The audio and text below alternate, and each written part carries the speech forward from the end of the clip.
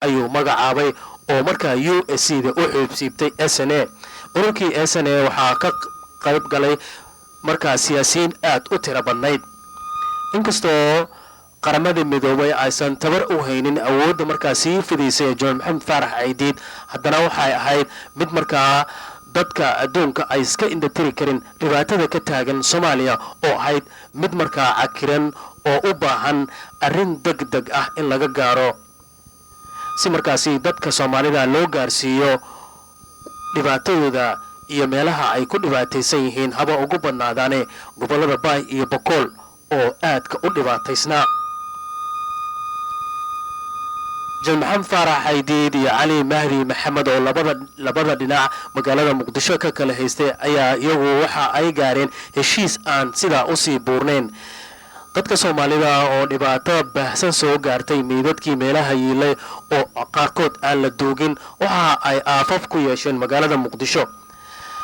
qalfooftii dadkii Soomaaliyeed ee dhibaataysnaa ilmaha ugu badnaadaan ay ahayd markaasi.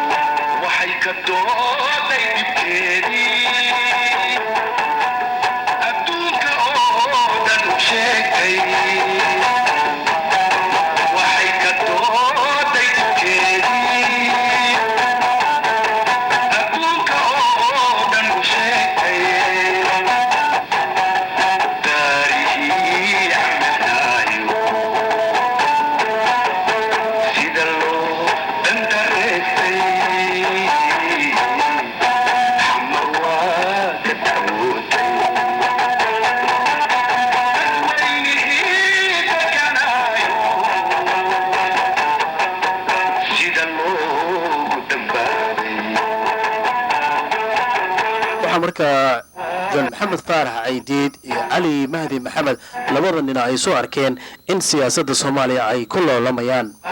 waxa indhaha caalamka ay ka daboolan waayeen markii ay arkeen dad badan oo Soomaali ah oo ku dhibaataysan koonfurta Soomaaliya gaar ahaan magaalada Baydhabo, Bay iyo Boqol. waxaana dhacday in United Nations-ka qaramada midoobay ay ogolaatay Soomaaliya in la geeyo ciidamo ilaa 32 ayaa la geeyay dal. waxaana markaa soo dhaweeyay labada nin Cali Mahdi Maxamed iyo John Maxamed Faarax Caydiid oo labaduba magaalada ka kala talinayay. waxaan xasuusanahay sanadkii dabayaaqadii December sanadkaasi 1992 markii madaxweynihii Mareykanka George Bush uu ku dhawaaqay in Soomaaliya la geeyo ciidamo Mareykan ah oo gaaraya ilaa 50,000 oo ciidan si markaa nabadda ay u ilaaliyaan una gaarsiiyaan gargaarka dadka u baahan.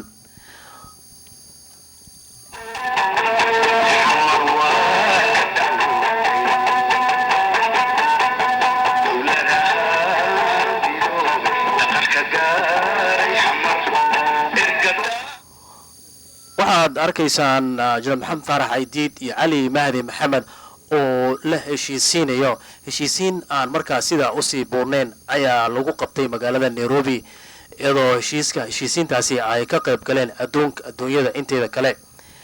waxa markaa lagu heshiiyey in dagaalka la joojiyo.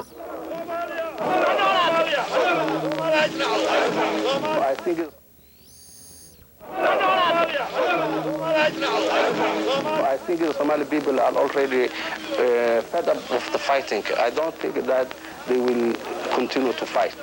If we don't come in an agreement in these days, the war will abandon Somalia. And for Somalia, it will be very hard to recover or to get another chance that the world will be involved in our problem. We are now going to build a cohesive society in the Horn of Africa. no fighting will take place in the future. We are brothers.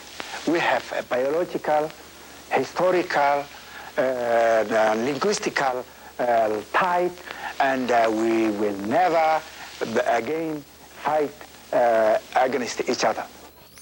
arrintaasi ma aysan dhawoowin markii Jal Maxamed Faarax Aydiid iyo Cali Mahdi Maxamed ay heshiis ku saxiixdeen in dagaal dambe uusan dhicin hase ahaatee dagaalkii uu sii socday.